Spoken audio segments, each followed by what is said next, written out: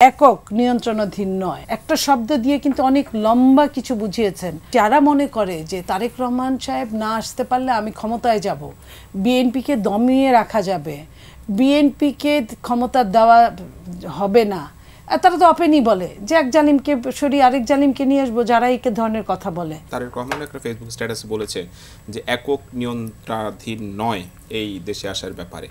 দেশে আসার ব্যাপারে আসলে বিএনপি কি চাচ্ছে? বিএনপি তারেক রহমানকে ঘিরেই এখন রাজনীতি করছেন। তো যেহেতু আমাদের নেত্রী অসুস্থ, অনেক দিন এই সব কথাগুলো তাকে বলা যায় না, কিন্তু উনি ওনার জায়গা থেকে খোঁজ খবর রাখেন।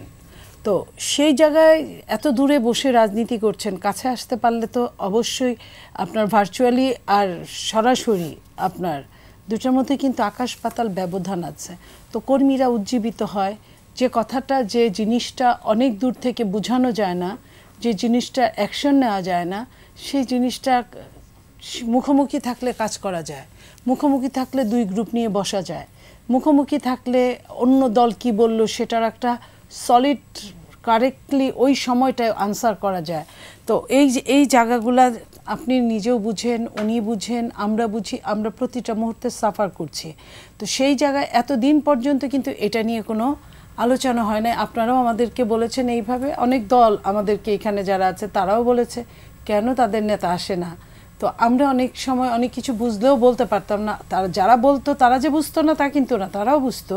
তারা হয়তো আমাদের চেয়ে অনেক সময় অনেক বেশি বুঝতো, কারণ যে ষড়যন্ত্রকারীরা আটকে দিচ্ছে বা যে কথাটা আমাদের নেতা বলেছেন যে শুধু আমার অবারিত ও একক নিয়ন্ত্রণাধীন নয়, এই যে একক নিয়ন্ত্রণাধীন নয়, এই যে আশাটা, তো সেখান থেকেই বোঝা যায় যে ষড়যন্ত্রটা কোন জায়গায়, একটা শব্দ দিয়ে কিন্তু অনেক লম্বা কিছু বুঝিয়েছেন।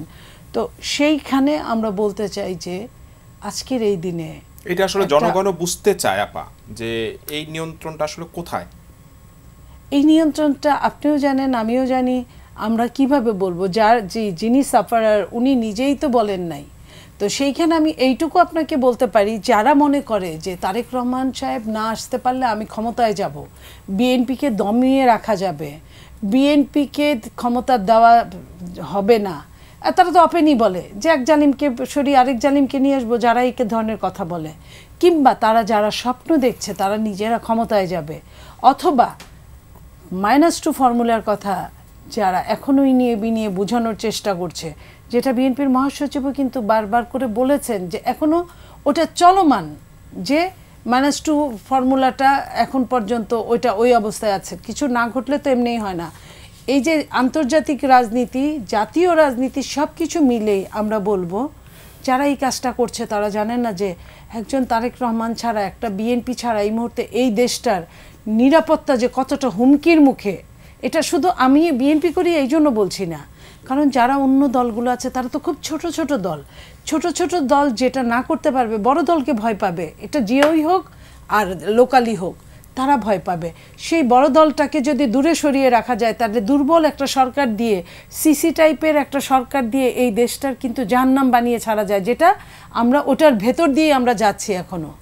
তো এই জায়গাটা থেকে আমরা বলতে চাই যে প্রত্যেকেই কিন্তু বুদ্ধিমান, যারা রাজনীতি করে। বুদ্ধি নাই এটা বললে হবে না। আর যারা ভুল করে তারা কিন্তু পরবর্তীতে শিখে শুদ্ধ করতে পারে, কিন্তু যারা জেনে বুঝে করে ওটা কিন্তু ভুলের পর্যায়ে পড়ে না, ওটা অন্যায়। সেই জন্য আমরা বলতে চাচ্ছি, যারা আজকে দেশনেত্রী বেগম খালেদা জিয়ার এত ভালো কথা বলছেন, আমি তাদের কথা বলছি। 16 মাসে কিন্তু তারা একবারও বলেন নাই, ভালো কথা বলেন নাই। যদি বলতেন আরও একটু অ্যাডভান্স হতে পারত। যদি বলতেন তাহলে আমি বলবো না যে আমার দলের মানুষগুলো সব ফেরেস্তা, তাহলে শয়তানগুলো, ডেভিলগুলো কিন্তু একটা বিচার হতে পারতো, তারা কিন্তু ভয়ে দূরে সরে যেত। তো এই জায়গাটায় যে আমরা যেটা বলতে চাই যে 16 মাস চলে গেছে, আরও যদি ফেব্রুয়ারিতে যদি ইলেকশনটা না হয় তাহলে কিন্তু আমরা একটা অনিশ্চিত বাংলাদেশের মধ্যে পড়ে যাব।